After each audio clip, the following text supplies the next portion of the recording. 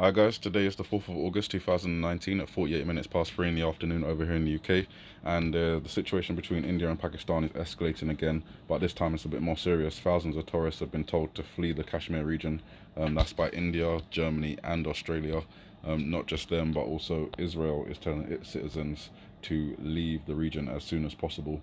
Obviously this is similar to how China is stopping its mainland citizens from visiting Taiwan, and that just kind of goes to show that there's conflict about to kick off or potentially about to kick off, and it all seems to be happening along the demarcation zones or the borders between the countries. So with Taiwan and China, it's the Taiwan Strait, and then you've got the South China Sea, and then you've got North Korea and South Korea. South Korea about to conduct their exercises with the United States.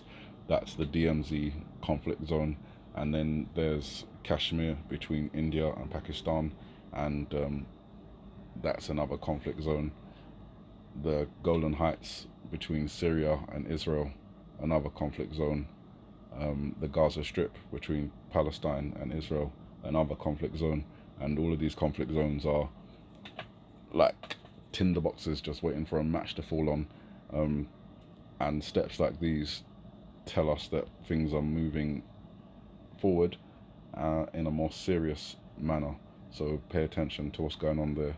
And I think it may also have connections with the IPEC Go 2 video, where we have Osama bin Laden, who is from Pakistan, also representing Iran in this scene, but he is from Pakistan. And then later on in the scene, we're also shown a representation of India just here, and it may be telling us about the conflict between the two, India and Pakistan. Obviously, we've got the goddess of destruction just here in this scene, so it looks like that conflict is on the cards as well, and moving forward in August, where we have so much things already unfolding. It's almost a little bit overwhelming, but considering we've been talking about these things for the last 2 years, it's less overwhelming than it would be if I only just started. So I'm thankful for that, at least.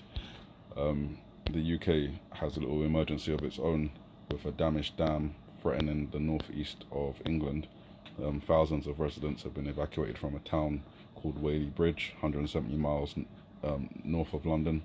The government says it may be several days before residents can return to their homes, and it's urging people to be patient.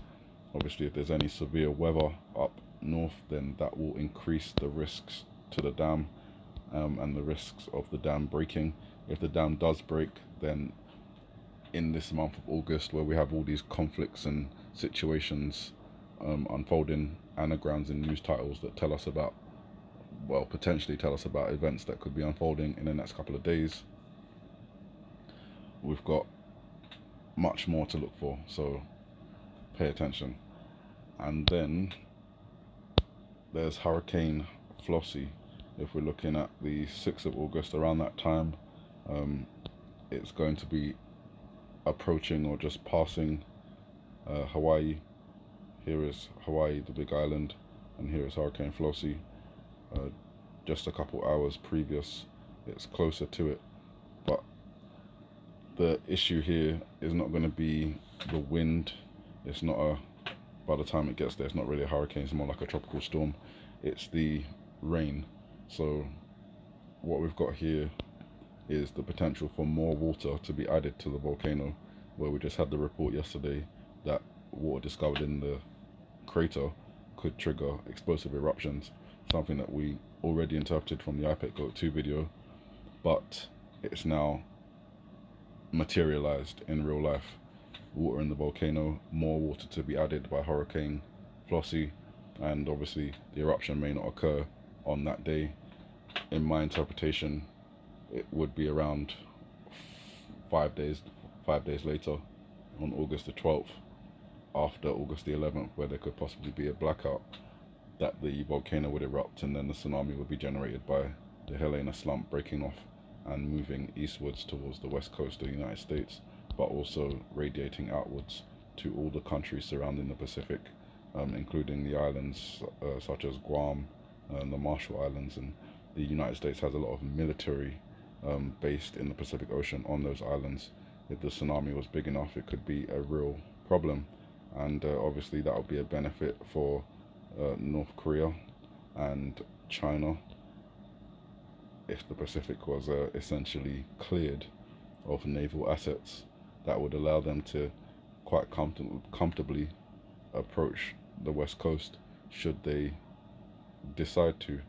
And obviously, a blackout of the continental United States would mean that it would be easier for Russian vessels to approach on the east coast. So there's a lot to watch out for, a lot of events that we've interpreted, and we hope and pray that they don't happen. But it's good to be vigilant, and you know, if anything, it's kind of like scenario disaster preparedness. People do it as a professional job, so it's not something crazy.